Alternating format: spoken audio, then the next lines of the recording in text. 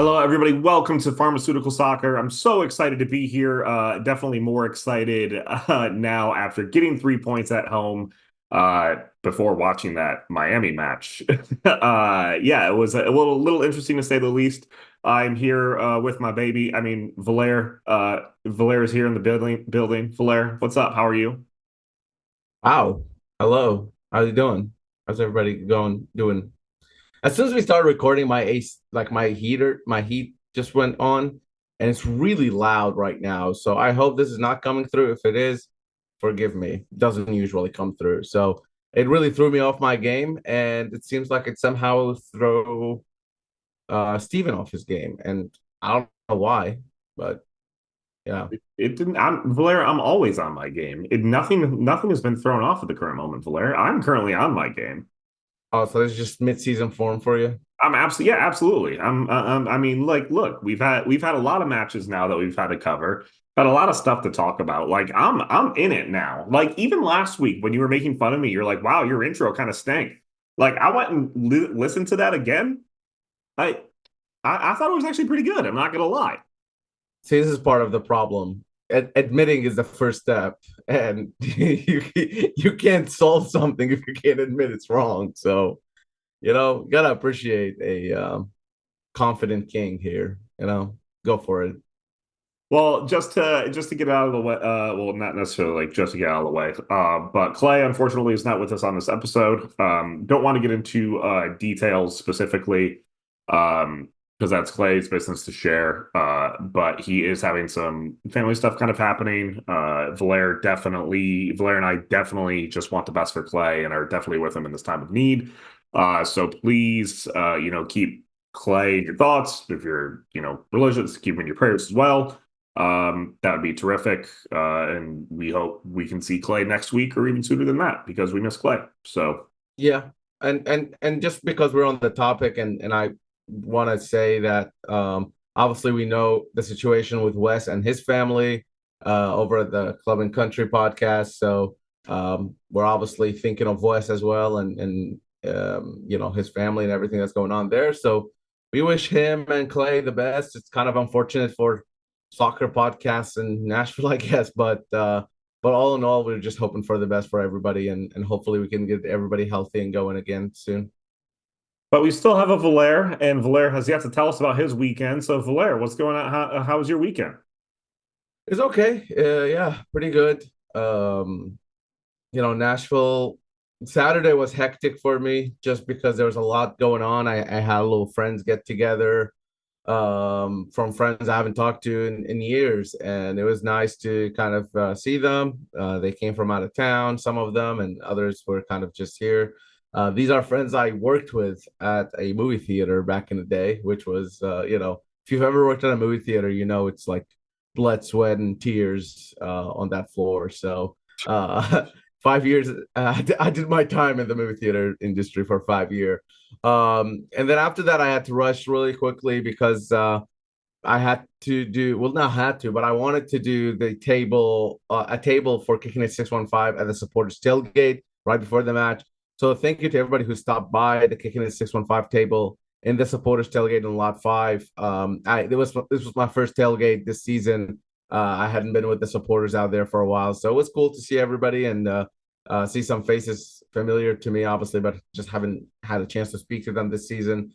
And thanks to everybody who donated and volunteered for Kicking It. We still need help. We still need volunteers. We still need donations. So make sure to head to Kicking It 615 for all of that information. Obviously, the match started shortly after, and yeah, it was just go, go, go all day Saturday. And then Sunday was a lot calmer. We had a little St. Patrick's get together with some friends, other friends than the ones on Saturday. And yeah, maybe had a beverage or two and just enjoyed, celebrated Irish culture, I guess. I don't know. I mean, I was drinking like a Tennessee beer, so not a whole lot of Irish culture, but it is what it is. I have appreciated your weekend updates just a little bit more, since I feel like they have definitely evolved over time. They have now gone into full detailed time, like Hi. Normally it was just like, hey, I had a good weekend. This event happened. This was great. Let's move on. You have now gotten to the point of just giving a full detailed layout of your days of the Yeah. weekend. Yeah. I mean, especially now with Clay not here, I just feel like I have to give the folks, the people, this is what they want, as a big star like myself, when I walk around, I gotta be no, of course I'm kidding, but yeah. Steven, what did you do this weekend? Oh, Anything hey, fun? thank you for asking about my weekend. I really appreciate it. It was a little busy. Hung out with made some new friends and hung out with them Saturday night, so that was cool. Thought about going to the first Loudoun United match, but I ended up not doing that. Ah, I also thought about going to the DC United match as well, but didn't do that.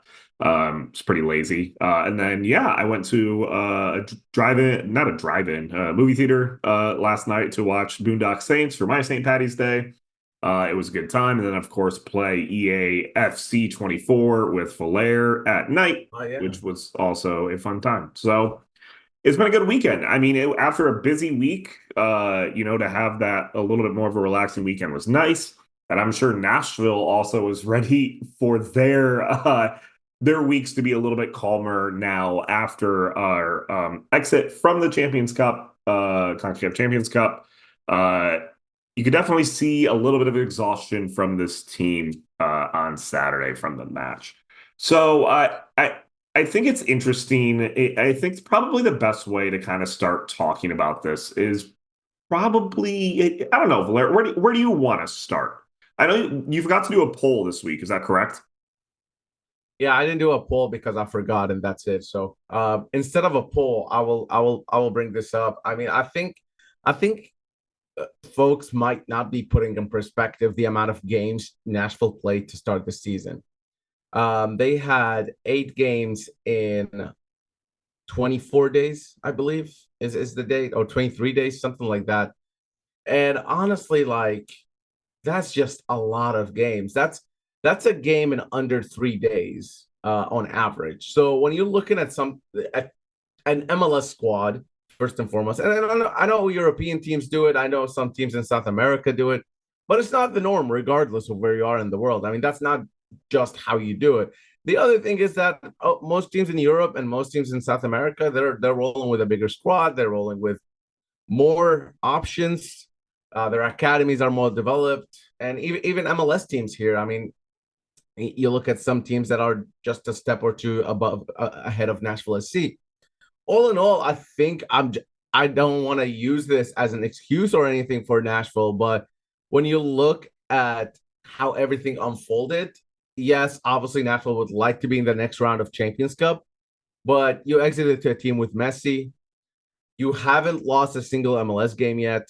And I think now you finally have that week sort of break where things are going to settle down. Now, what's going to define Nashville, I think, it's this upcoming stretch, this stretch from now until maybe Leagues Cup. That's the stuff where they're going to have a couple of the double game weeks, but for the most part, is a week in between games. There's no Open Cup this year, so I think this is a part where it identifies a lot of what Nashville's going to do for the rest of the season. Because if they can collect these points, kind of like they did against Charlotte, I know it didn't look pretty, but they collected those 3 points. If they can do a little bit more of that going into the summer, then they can afford dropping a little bit in form if they want to pursue Leagues Cup or there are injuries down the road or anything like that. But this period of the season kind of defines it because a good start will hopefully kind of catalyst Nashville into a better finish towards the end of the season. Yeah, I think the perception for the club, especially at the start of last week, was extremely interesting. And, when we were talking about the poll, about being, are we, I forgot specifically last week's about how we felt coming into this Miami match, where it seemed like there was some pessimism coming in, but we still had hope. Like we just need the ability to, try and grab something. And then when then of course, after the Miami match, I think I probably saw the biggest outcry for, say, like Gary Smith's job and every like a lot of jobs. that I've seen in a while, especially from Nashville. And I don't necessarily think it's this season specifically. I think it's the total, like just the total NSC outlook where people are started to look look at Nashville SC from a lens back instead of just looking at it from the microcosm of this season, which in some ways is fair, in some ways it's also not. It's not fair because of the fact, again, 8 matches in 24 days is a lot of soccer, especially with injuries happening, some of your stars being injured. Like it is a lot to go through as a squad. I I bet there's a little bit of probably like I wouldn't say just like thankfulness, but like I'm sure Nashville is kind of excited for the rest after the Champions Cup. But again, like you said, V, we don't have any Open Cup. We only have a couple weeks where there's dual matches. It, it's going to be weird. Like we're going to be like I don't know if Nashville is going to be able to have this excuse again this entire season. Like they have to perform in this way. Right. At the same time, Walker Zimmerman and Randall Leal, obviously. But when you look at the players coming back from injuries, you're looking at the players stepping up from the, quote unquote rotational players.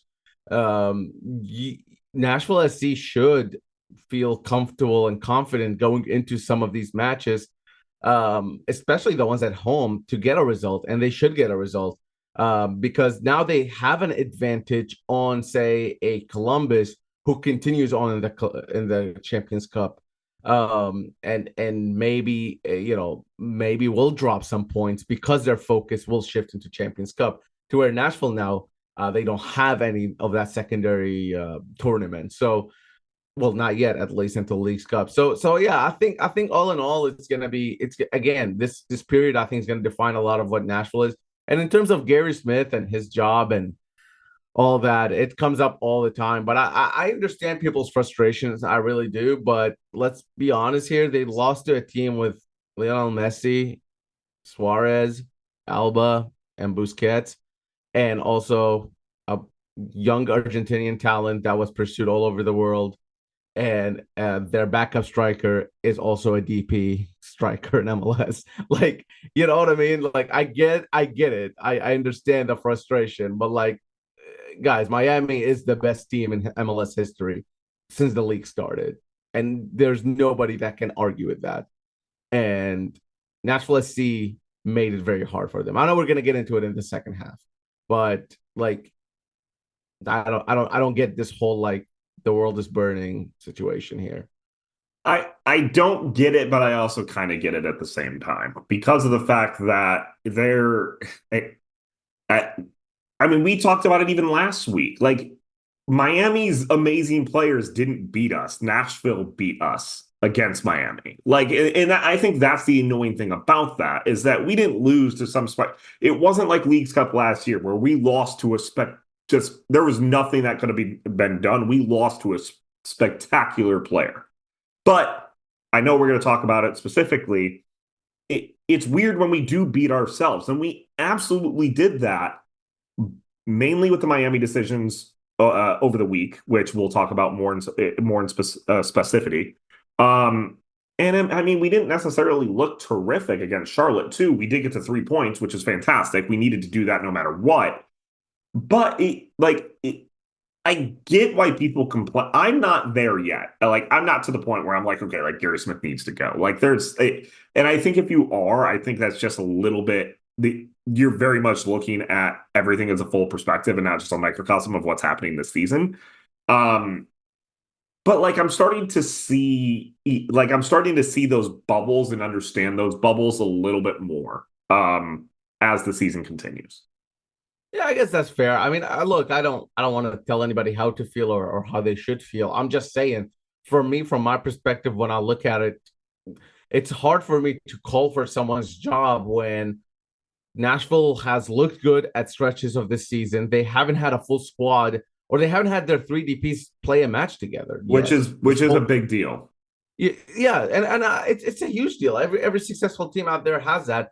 And I know the limitations and I understand the negative part of it, but I think there's also a positive spin on it. So if you are just looking at the negatives, then yeah, maybe you're Gary out or Mike out or whatever. And cool, that's good for you. I'm not gonna like try to argue or defend them for you. I'm just saying, like, if you are just a negative person, you're just gonna look at the negative perspective, you're always not gonna be satisfied. And if you are always a positive person, like some people on this show, not here right now, but if you're always on a positive spin, then you're also never going to see the faults. So I think there's somewhere in between where you can have this conversation and also not immediately call for someone's head and at the same time not forgive everybody for all. I just think there's a better way to go about this than just like, oh, Gary out, or Gary's the best manager of all time, which nobody's saying, but you know what I mean. Like, let's be a little bit more realistic here. They lost to Messi, they lost to Suarez, they lost to this Inter Miami side. They're still undefeated in MLS, and they got the 3 points playing 8 games in 23 days. That's just facts. That's not opinion. That's not a take. That's just like literally the facts of what's happening. And what history tells us is that every MLS team who goes through a stretch like that rarely ever comes out with it without a single loss in the league. It's very, very rare. And Nashville is still undefeated. So I'm just saying this as a fact. I'm not saying it as an opinion. Thank you. Here we are. It doesn't matter what is happening in life. Valair will drag you no matter what. That is peak Valair. I appreciate that. That's very good. Look, we're gonna go we're gonna go into the matches a little bit more, dig a little bit deeper. We have to talk about the Miami match, of course. We'll do that first. Got to talk about Charlotte as well. And then we get to travel to the West Coast over the weekend. So we'll talk about that as well. We'll do that next, right here on Pharmaceutical Soccer. And we are back right here on Pharmaceutical Soccer, of course, at Pharma Soccer on our Twitter, Facebook, and Instagram. And if you did not know, we normally talk about it in the first segment. We did not do that this time. But we do have a Patreon at Pharma Soccer. You can go check us out on Patreon. You help, $5 a month helps keep the lights on for the show. Get the episodes earlier. We do fun stuff on the Patreon as well. So please make sure you check that out. We really appreciate all of our Patreon members. They're amazing and they really do help. So tell your friends about our Patreon. That would be fantastic. Thank you so much. Look, let's get into it. Busy. We had a very, very busy week of national soccer. Let's start probably with just the biggest match probably was on Wednesday against Miami, where we went into Miami, unfortunately, took a loss 3-1. It was unfortunate with the aggregate being 5-3. We did not got a nice little consolation goal at the end, but it was the Luis Suarez and Messi show. I think the best way to kind of start with this conversation and to start with this is to talk about the lineup specifically, because of the fact that I think that was probably the most dramatic thing I think we saw from a fan perspective. Yeah, it's something that we've rarely ever seen with one sort of natural center back for Gary Smith. Dan Levis has played as a center back before. It looked like a back four more so than a back five, with Dan Levitt tucked it in and Taylor Washington being the wide defender there. Look, I get it that it's weird and it looked different, and honestly, I think Nashville would have been better off with Jack Mayer there in that spot, and maybe Levitt's playing where Washington was, or keep Washington. I don't know. I do think going with somebody like Jack Mayer, who has been pretty solid for most of his career with Nashville. He did have a couple of mistakes in the Galaxy match, which is I think what cost him his spot for Miami, or at least that's what Gary was insinuating. He never mentioned it by name necessarily, but he said there were some things in the back line that he didn't like, and he changed them. And the constant change we saw was Jack Mayer. So if I had to guess, that's what happened. He wasn't injured. He obviously played just against Charlotte. So what I would say is that while I understand I understand the frustration with not starting Jack Mayer, and maybe that would have been helpful. At the same time, I can only appreciate a manager going for it and being able to kind of risk it for a win. Because going into Miami, this is the one thing that I think folks have asked Gary Smith to do for a long time, to take more risks. This is what they've asked him to do for a very long, long time. The bad part about this is that what folks don't understand is that when somebody takes a risk, it's called a risk because there's a big chance that it doesn't pay off. Not all risks pay off. So this all starts last week with the rotated side against LA Galaxy. Gary Smith takes a huge risk there to prepare for the Miami game. In the Miami game, he takes another risk with Dan Lovett so they can be a little more offensive. They can have a little bit better, sort of a better passer, a better offensive player altogether. I think we can all agree that Dan Lovett is better going forward than Jack Mayer. Here's the thing. Neither of those risks, I wouldn't say neither of them paid off, but neither of them caused Nashville to get the result they wanted. I think the actual risk of playing a rotational side against the LA Galaxy actually did pay off because Nashville were able to kind of capitalize on that and find some players from that match, to where the Dan Lovitz one, I think that one might have backfired a little bit on Gary Smith. And I think I mean that in very, you know, I think that's just a fact of what happened. I don't think this was like again, I appreciate taking the risk, but maybe you played your cards just wrong just a little bit. Well, yeah, because maybe the Miami match away is not the match you make a point for Jack Mayer. and I think that's it. And like, I not even necessarily just specifically Jack Mayer in that situation as well. Like, we talk about depth, you talk about having these center backs, like these quality center backs that could play in, in this situation. Like, we talked about Kalman. Is it Kalman? I don't even know his name. Playing really well against the Galaxy. Like, why can't you just pick him in there as well? And that, like, I understand that you needed a goal. I understand that you needed to do something. But like you said, sometimes risks work, sometimes risks don't work. This one did not work. Your back line was absolutely disorganized because of this switch. I don't know how much like the team necessarily prepared. Like, I don't necessarily know. And it didn't work. So it does fall back on Gary. I do think this Miami match specifically does fall back on Gary. I appreciate the change. I appreciate trying to go for it. But in the end, the core of the team it wasn't the same specifically. Let me add this too. I don't think Nashville lost that match just simply because of that change, though. I mean, like, I think we got to be realistic here. I mean, Sean Davis keeps Suarez on site. That's a mistake from Sean Davis. And if he takes a step with everybody else, Suarez is offside. So like, there are individual mistakes. Lucas McNaughton was a very, very shifty in the beginning of that first 15 minutes or so. Right. He didn't I think he kind of played into the match eventually, but it wasn't just there's a new player in the center back role. Now we all don't know how to play. That's not how it works. I think there were just a lot of and honestly, part of it is that you have Messi and Suarez going against you, who, if you give them an inch, they'll take it. They'll score a goal out of it. So like, I don't think it's all on Gary, or I don't think it's all on that one change, but I think it's very fair to ask yourself, would Nashville have been able to readapt, maybe even after the first Miami goal, if Jack Mayer was back there instead of, or any of the other center backs? I think that's a fair question. I wouldn't deal in absolutes. I just don't think that's and I get it. Like, absolutely. I do think there's like individual mistakes at play. I also do think some of those changes kind of compound though. Like, I mean, that third goal, for example, like Josh Bauer, when he came, it just seemed completely like, I don't know what position I'm playing. I don't know where I'm at. Completely kept Robert Taylor on side, even though the rest of the rest of the back line was playing higher up. Like, it's not necessarily the one change that made it, but I do think there was definitely a little bit of confusion, especially to start the match for sure.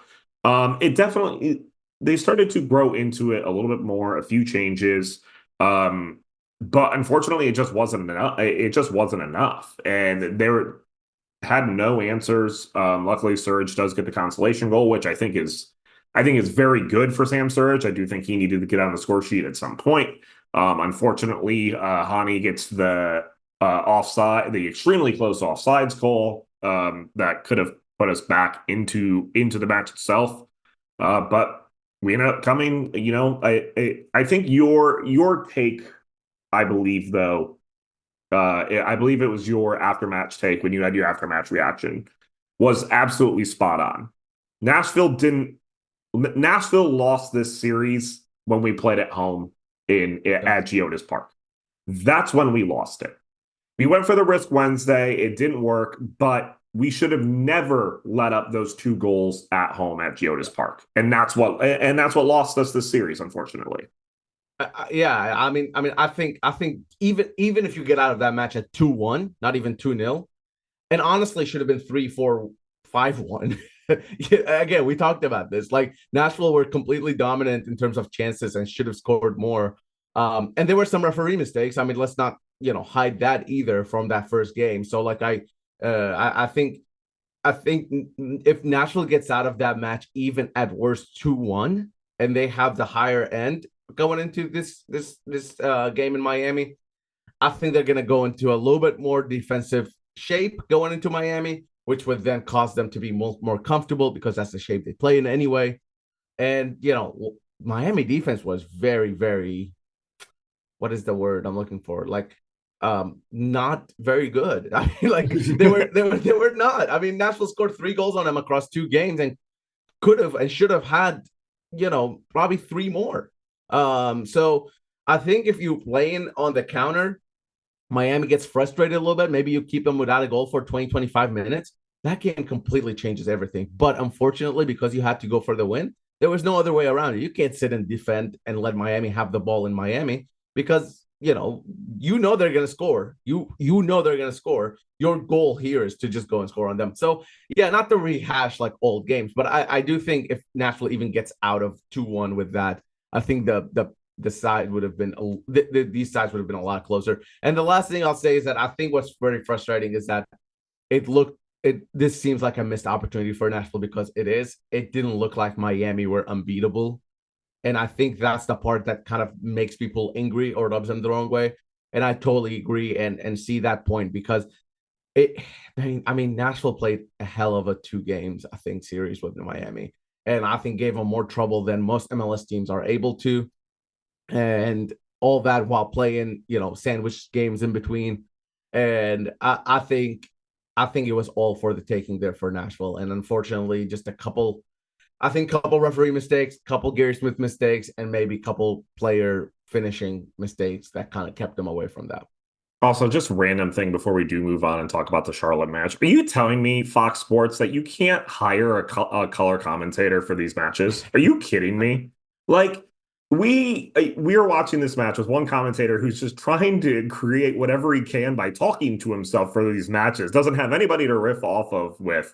We're in the quarterfinals of this round of 16, whatever, in this like big competition against Lionel Messi, and there's no color commentator. Come on. Anyways, that's my Not only that, in their match in the Monterrey Cincinnati match, they just cut off the feed in the 70th minute when yeah, because they they went just to the college basketball game, right? yeah, they literally cut, like I'm watching it and it just goes away.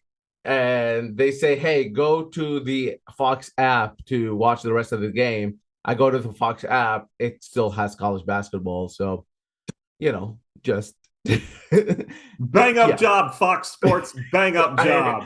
I don't know what to tell you there. Yeah.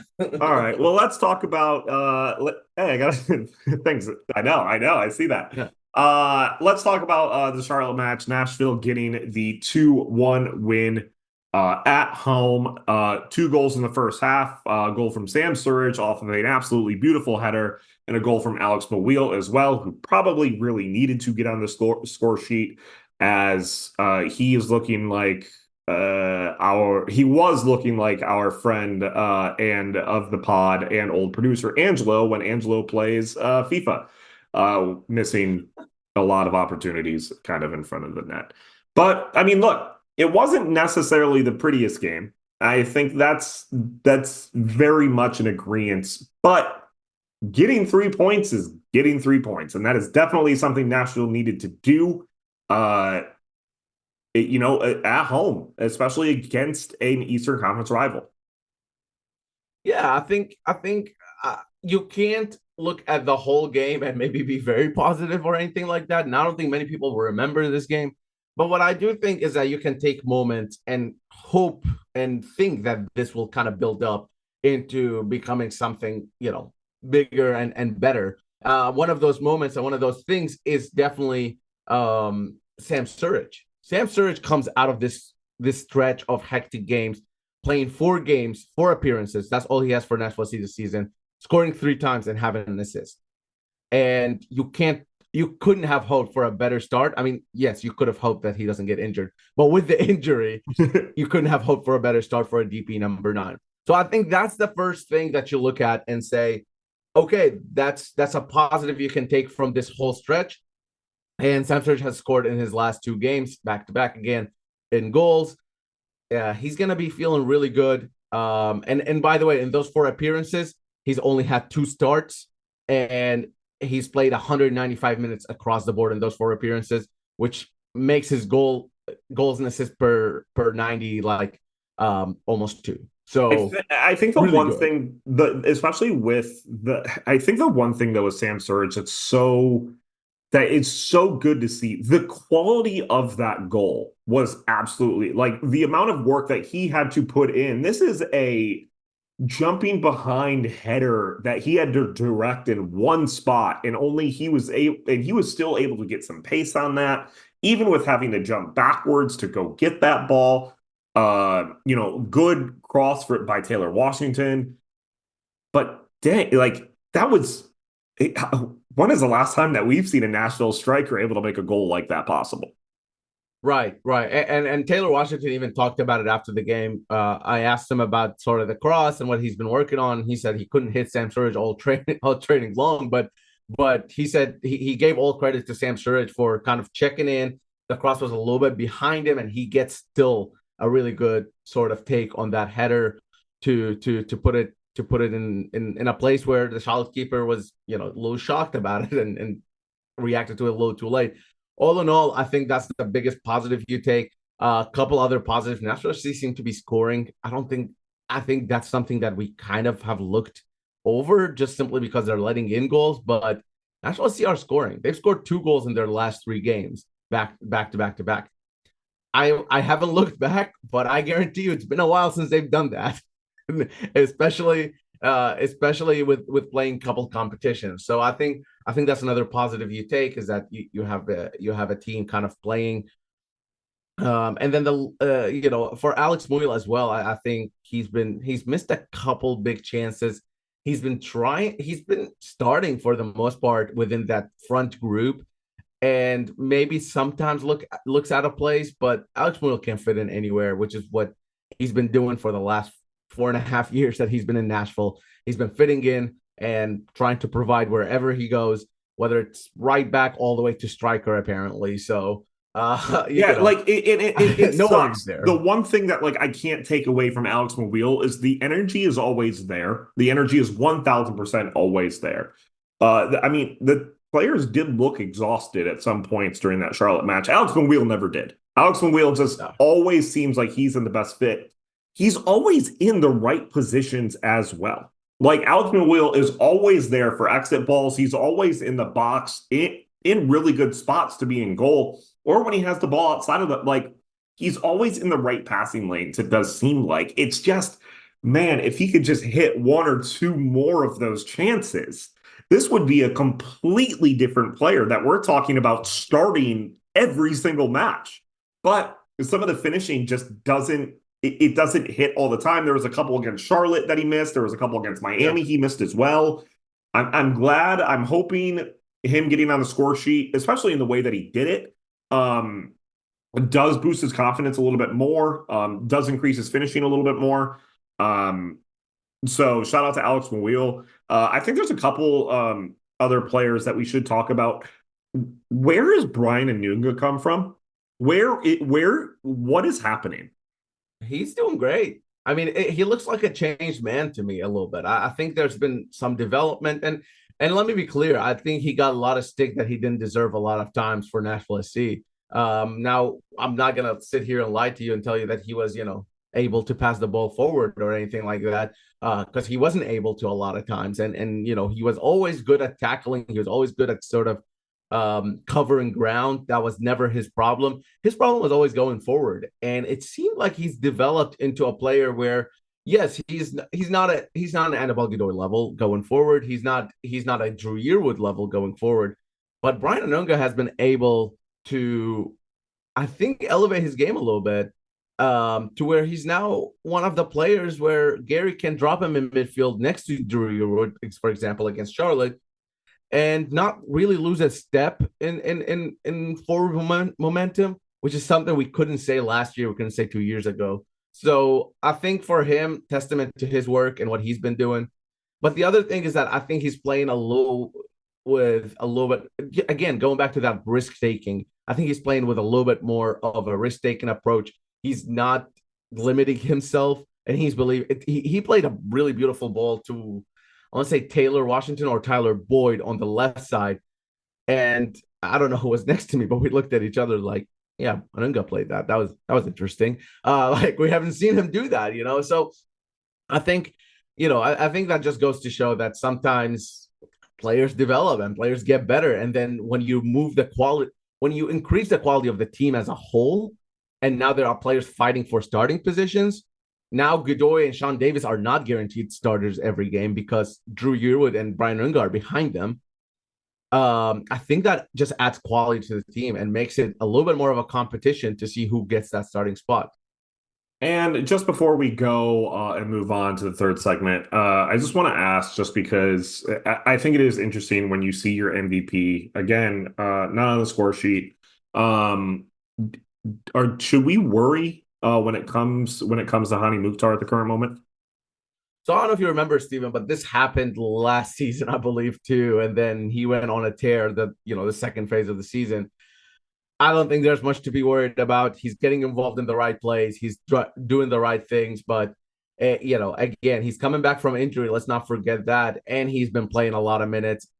And his sort of supporting cast, if you would, has not been as consistent as you would like. So, honestly, I never had a worry about Mukhtar. I don't think anybody should be worried because he always kind of has a slower start. I think only one of his 5 seasons in Nashville he scored before like the 7th or 8th game in MLS. So I'm not even considering the worry there. I think he's gonna come good. I think he's gonna have a good season.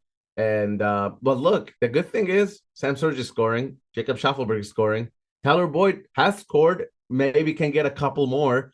And, Muyl has scored. So, where in the past, if Hani Mukhtar didn't score, who would score for Nashville? No one. So, well, and I think that's the positive thing to look at it is the fact that we are still we are scoring without Hani specifically. Like I still think Hani is a very important part in this, but we needed other weapons, not named Hani scoring. I mean, it was the stat there was a stat that was brought up where like 65% of our goals are still scored by Hani Mukhtar in MLS. Like it needs to be a little bit different than that for the team to then grow. And I don't necessarily it doesn't take away from Hani. I think Hani is still going to be the key contributor in a lot of this, but it is really good to see the other people score. And you're absolutely right when it comes to he's still getting used to his supporting cast. He's getting used to the way that Tyler Boyd plays. He's getting used to the way that Sam Surridge plays. Again, they haven't played on the pitch together like this. I mean, this is the match against Charlotte was the first one that they've been on the pitch together, all 3 of them together, which has been good to see. So hopefully, and the team is playing in a different way too. I mean, this is not the same way. So it's a different shape and it's a different midfield he's dealing with. So yeah, I totally agree with that point. And there was a decent amount of weird MLS matches that happened over the week. And then, of course, Nashville does take the trip to the West Coast to play LAFC. And we will talk about that and give our predictions next right here on Pharmaceutical Soccer. And we are back right here on Pharmaceutical Soccer, of course, at Pharma Soccer on our Twitter, Facebook, and Instagram. And like I talked about in the second segment, we also have a Patreon. Go ahead and check that out as well. It helps support the show. We really do appreciate it. So thank you so much to our Patreon members. Go check it out. But look, last week in MLS was actually pretty wild when it came to scores, games, different kind of stories happening. I think you're starting to see some of the referee having the backup referee starting to boil over a little bit more, especially with some of the calls that were made during these matches over the weekend. Teams that are we weren't expecting to perform are actually performing extremely well. Some teams that are actually good teams are actually bad and have lost a decent amount of matches. Is there anything that really stood out to you over the week, Flair, when it came to some of the MLS scores? Yeah, I think what stood out to me is the chaos that this league can bring. 4-3 and a 3-3 result in the same match day. 4-3 was the Chicago one, which honestly, if you haven't seen those highlights, Chicago versus Montreal in Chicago, please do yourself a favor and just pull them up on Apple TV or I would YouTube. do that as Or, well. yeah. Absolutely insane. It's just The chaos. Yeah. Yes. And especially watch Kellen Acosta's goal, because that was a fun one, from behind midfield, and shout out to the wind for knocking into the goal. Regardless, I think there's a lot to kind of talk about. So many matches, LA Galaxy, St. Louis as well, 3-3. That was pretty chaotic. Yeah, the referee mistakes, like especially in the Miami DC match, there were a couple that were at the very best questionable. There was one that was like, ugh, he really missed that one, huh? And honestly, I feel very harsh. I don't feel I feel like I can't judge the middle referee a whole lot, the one on the pitch. My problem is always with VAR because they have the time, they have the technology, they have the sort of talent to figure these things out, or they should have the talent to figure these things out, and they never do. Kind of like that elbow on Jacob Schaffelberg that we talked about against Miami. I get it if you're reffing a match and you don't see it, but man, the guy in the booth should definitely see that. That's kind of right. So Yeah, it that's just the it issue just there. doesn't operate like the way that it should, like VAR should. Like if these instances are like potentially happening, there should be some sort of different checks in that sense that are just not happening. And like I don't know if it's just I mean this comes with the experience, right? Yeah. Obviously the existing pro refs that are on strike right now have more experience than the refs that are currently on the field being able to make these VAR calls, being able to make these checks. And it's going to get to a point where it doesn't change the players, and that does scare me a little bit. And I'm not happy with pro referees, but I still think I'm starting to see the quality difference between the referees that we did have compared to what we do have now. I think the first couple matches I didn't see it, but now I am really starting to see it. Yeah. I think some chaos, like Miami still scoring 3 goals without Messi, I think is very interesting. I don't know. Minnesota United is good. Like, I don't necessarily understand what is happening here. Orlando is very bad. Yeah. What? It's a weird seat. New England hasn't won a match. They've lost all 4 matches. What is happening? That's the point I was gonna make. Just like honestly, the table at the moment is just like chaos, and it doesn't mean anything because we're 4 matches in. Give it at least like 10, maybe even 15 matches before you can even look at the table and see, okay, this is what's happening. But it is very fun for those teams up top because Montreal, Minnesota, those are teams who didn't come into the season. I mean, Minnesota came into the season without a coach, so there's that for you. And their DP, number 10 hasn't played until this past week. He came off the bench for Reynoso. So like, yeah, a lot of storylines to follow in MLS, and I think this league never fails to be entertaining, even when if you don't like the quality or whatever it may be. Sure, I agree, cool. But entertainment, if that's if that's what you're looking for, I think this league always delivers. And then one of the teams that I think has had an interesting trajectory this year. We play in LA against LAFC this coming up weekend. Currently only has 1 win. They lost to Minnesota last week, and then of course my air it out with Valer rant when it came to them losing the snow game in a ridiculous fashion to Real Salt Lake.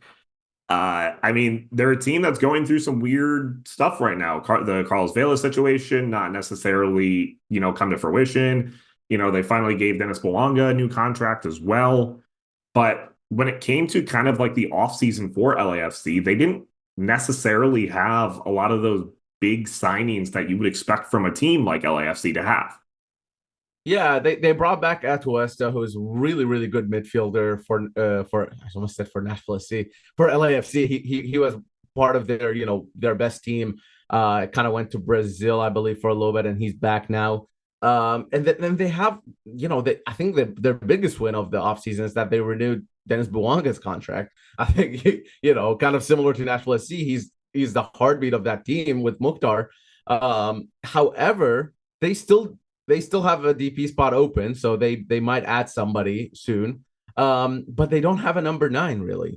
They are using Bogusz up there, who is more of a midfielder. He had a banger in the first week of the season, if you remember, but all in all, he hasn't been, because he's not a number 9, so he hasn't been playing it in traditional way.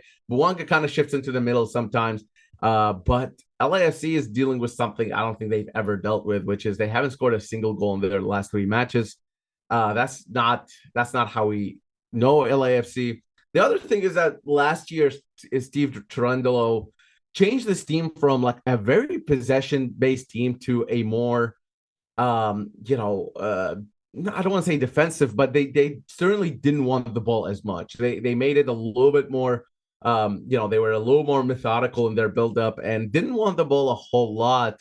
And we saw that play out in the MLS Cup final against the Columbus Crew, who LAFC kind of gave them the ball, and Columbus are very good on the ball, and that played out very clearly. So all in all, they scored 2 goals against Seattle at home in their opener, and since then they haven't scored again. They've conceded 6 goals in 4 games. Their defense is not looking great necessarily. Aaron Long is not the same Aaron Long before all the injuries, and obviously age is catching up to him too. But he's starting for them at center back, and a couple other pieces that they just don't seem to have worked out for them the way they wanted them to. So honestly, you're still, but here's the one thing that I'll say. This is the one rebuttal I'll say to all those points, is that Dennis Bouanga scored the most goals ever last year. You know what I mean? He had like 40 goals across all competitions or something Yeah, like I mean, that. it was the same thing when we were talking about Hani in the last segment. It's just like, hey, Yeah. the quality is still there. Just because the Yep. final product fully isn't there. Dennis Bouanga is an amazing player and it will score at some point, and it might be against Nashville. I think from a Nashville perspective, this match is interesting because we do have a full week of rest. You have the ability to get Yeah. these players healthy. They do have the ability to do a little bit more. So, do you think Nashville kind of comes after it against LAFC, just the way that this season is going on, or do you think that Nashville kind of has their same defensive, style that they normally do when it comes to away matches? I think it'll be more of the second one, honestly, just because I think what Gary Smith should or maybe will do is kind of calm the chaos of what that first stretch of games looked like for Nashville SC. And I think what you need to do is just go back to your style, go back to your basics, and kind of make the players comfortable with what you're trying to do. Now, that doesn't mean you don't attack. That doesn't mean not starting Sam Surge or anything like that, because I believe Sam Surge and Hani Mukhtar are going to start for sure for Nashville SC, barring any injuries, hopefully. So I think what that means is just let's calm everybody down. Let's maybe if LAFC is willing to give us the ball a little bit, let's not just go for it and play this like go go go go style. Let's have our mark on the game and slow them down. Um, the other piece of it, I think, is that LAFC are playing in their stadium, which is not a short trip, as many people know. Nashville to LA is not a short trip. What? And not only that, the kickoff is at 9:30 Central Time. I mean, that's 10:30 your time, Steven. So like, Oh, I didn't realize this. Are you kidding me? yeah. So it's a very late match. And Nashville SC would have just traveled to LA. Again, these are not like excuses to like get dominated by LAFC or anything like that. But these things do play a part in this, and especially going off what was an Man, interesting stretch to start the season. This will be a little bit of a difficult battle for that sounds NSC, I think. exhausting, and I'm just watching the match, and that sounds exhausting. I'm Yeah, gonna have to stay up until 10:30 just to even start the match. yeah. Ridiculous. We're But gonna be we're gonna be doing our press conference at like midnight my time, and it's like this doesn't seem right. Like the only time I want to talk to Gary well, at midnight is I don't know, finish that sentence. I don't know where I was going, honestly. I kind of just want to clip that part specifically and just see what the internet does with it. But let's just get into it. Let's do plugs and predictions right now. Valer, go ahead. Yeah, I think it's gonna be a pretty difficult match, but you know what? It's been kind of chaotic. MLS after dark, all that. Let's go with a 2-2 draw. Let's I don't know. I think both teams have kind of shown some of their parts, but not a whole lot to separate them so far this season. So I'll do 2-2 draw, and I'll go with a Dennis Bouanga brace and a Hani Mukhtar brace. Why That's not? interesting. I Oh, was also going to and go. Yes. and follow at Valer Shavilla on Twitter and Instagram mainly, but also on Threads. Yeah, I do all sorts of coverage, and there might be a new episode of On Air with Valer soon. So make sure to follow Ooh, new me episode of and On Air with subscribe on Valer. YouTube at Valer Shavilla. Let's go. I'm loving the new episode. Yes, I'm so excited. Okay, anyways, I get excited now for episodes with On Air with Valer. I'm here for it. At PHStevenHD on all of my social media, all that fun type of stuff. I was also going to say 2-2 draw, but as I don't know. I can't just be Valer. That's ridiculous. I'm going to make it a little bit more chaotic and say it's a 3-3 draw. I'm going to go with goals from Sam Surridge, Hani Mukhtar, and Taylor Washington. I think Taylor All Washington right. gets on the score sheet against LAFC. I don't care who scores for LAFC. Plus, I don't know half the players that are on that team besides Dennis Bouanga and at Tuesta, as we just talked about him. So, uh, Tillman, huh? Tillman, Bogush, no, Oh, I forgot about Aaron Tillman. Long, I don't care. Whatever. Hugo Lloris. I forgot that Hugo Lloris is on that team. I figured you'd know these names. You just weren't. Yeah. I don't think Julio Luis is going to get on this court sheet, but kind of wanted to. I don't I know. know you never It'll know. be fun. Thank you so much for listening to the show. We really appreciate it. Again, Clay, we miss you. We love you and hope everything works out for the best, of course. Again, thank you so much for listening to the show. It'll be interesting to come back next week and only have one match to talk about. So the episodes might start getting a little bit shorter now that we only have one match to talk about. But we still thank you so much for listening to the show. Being so nice to us and honestly just spreading the word of the show. It really does help, even if you just share our new episode out. Little graphics that we do, anything that you do to help promote the show, we really appreciate it. So thank you, our patients, and we will talk to you all next week. Have a good one.